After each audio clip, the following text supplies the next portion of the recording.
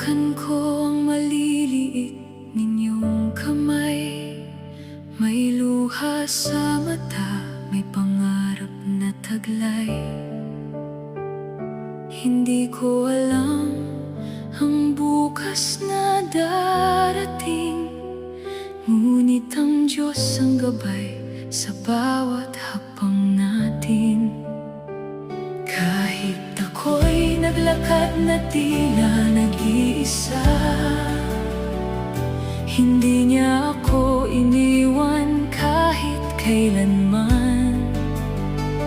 Sa bawat pagsubok, sa bawat sugat ng buhay, ang kanyang pag-ibig ang aking naging tanglaw.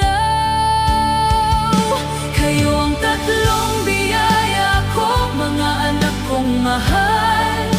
Kayo ang dahilan kung bakit ako'y patuloy na lumalaban. Ipinagkatiwala kayo ng Diyos sa aking mga kamay. Pinakamahalagang regalong hindi matutumbasan kailanman. Hindi ko kailangan ang yaman o karangalan.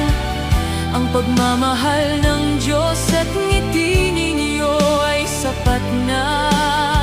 Habang papalapit ang aking ika-anim na pung kaarawan, wala akong pangamba sa bukas, sapagkat ang Panginoon ang umakay sa ating buhay. Sa Kanya lamang ang papuri magpakailanman.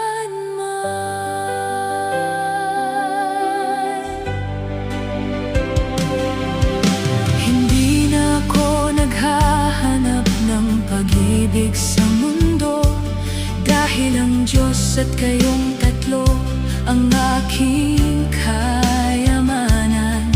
Bawat sakripisyo, bawat tahimik